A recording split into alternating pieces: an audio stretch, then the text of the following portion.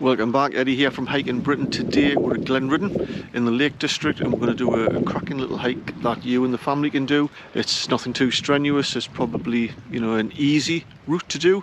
It's about 7 or 8 miles and to get to the start we need to get on the steamer here at Glenriddin, which is going to take us to Howtown Pier. We'll get off there and walk back along the shores of Ullswater, back to Glenriddin, which will probably take us about 3.5 hours. And you can see by the weather here at the minute, it's been snowing over the past 48 hours or so. It's going to be very cold, slippery and wet underfoot, so we're all wrapped up, got the right equipment, the boots on. But first of all, we're going to head into the ticket office there, get a coffee before our steamer leaves at 11:05. It's coming up. That's it, we're off. So first of all, apologies if they've got some wind noise on this particular video. I forgot to bring my cable that attaches my external mic to the GoPro, so apologies for that. So just got with tickets. It's £9 single each to travel from Glenriddin to Howtown Pier. It'll take about 35 minutes, but it's pretty calm. Freezing cold. Did you know that there's been a steamer on Ullswater since 1859? Incredible. So initially it used to obviously transfer passengers from down the lake, but also mail as well, and slate and lead from nearby mines in this neck of the woods of the Lake District. So yeah, it's been going for a long time. Of course now today it's mainly used for tourists like myself to get around and do a nice little walk back. Little fun fact for you, Ullswater is the second largest lake in the Lake District. If you didn't already know, there's only one lake in the Lake District called a lake, and that's Bassenthwaite. So Ullswater is about 7 miles long and about 3/4 of a mile wide and around 60 meters deep. So on today's hike I have with me my lovely Helen and also my 2 border collie dogs, Lily and Setu. Although Lily is really quite nervous of travelling on this particular steamer. She's okay on the metro system. Took her a while to be comfortable there, but she's very nervous on this. And Setu, you might hear him bark now and again. He's not entirely settled, but he's all right. So I think we're about halfway to Howtown Pier now. It's a lovely little steamer. Downstairs is really very nice. All the wood's lovely and polished. We've got a little bar downstairs. You can get snacks and coffees and teas. So we're almost at Howtown Pier now. You might be surprised to know that there isn't actually a town at Howtown Pier. There's just a few buildings. I think there's an outdoor centre. If there is, we'll pop our head in. But I think we're going to be there in the next 5 or 10 minutes. So we're at Howtown now, so I'm going to start tracking so we can see exactly where we're going. Done.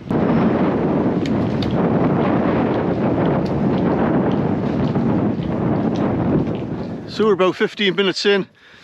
Absolutely stunning views today of Ullswater behind us. I don't know if you can see with my wide angle lens on my GoPro, but there's a couple of canoes in there with kids probably doing some sort of outward bound course. We've passed about a dozen young lads, 15-year-old-ish, with rucksacks and camping equipment. Clearly they're going to camp somewhere along here. I used to love all that stuff when I was a kid. I was in the Air Cadets for about 2 years. Loved getting out with a rucksack, learning new skills, meeting new people. And this is just an ideal place to do it. And places like this at Ullswater and other places in the lakes. But yeah, what a stunning day. Love it. So obviously we're walking along the shores of Ullswater. If you've ever done the West Highland Way and walked along the shore of Loch Lomond, it's very similar, very undulating. Very kind of gnarly, with rocks everywhere and tree roots and stumps. So it's quite difficult underfoot, especially when it's wet and slippery on a day like today, so you've got to be really careful. But you need to come on walks like this to have some stunning views of places like Ullswater and the likes. Getting out in the fresh air, it's fantastic. If you're wondering what my choice of waterproof jacket is, you'll notice that I've got the Paramour Ultra 3 jacket on. I love this jacket. They're just so comfortable to wear, Paramour jackets. And they're ideal in kind of colder, you know, autumn stroke winter conditions.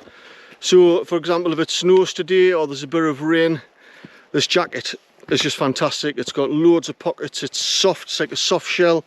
and I would trust it. It's durable, it's versatile, love it.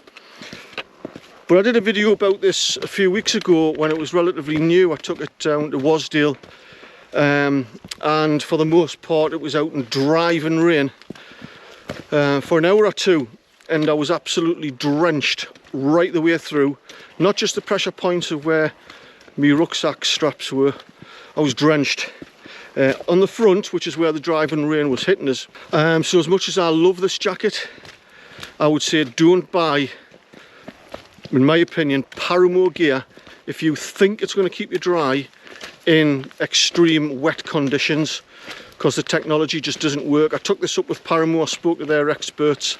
They didn't have a suitable response really. I was really quite unimpressed, because they do market this as a waterproof jacket.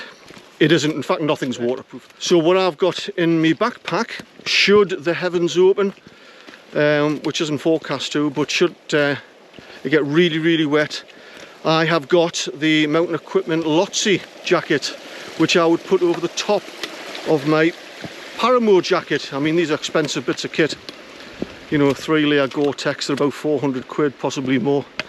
That's what I would put on top of this particular jacket.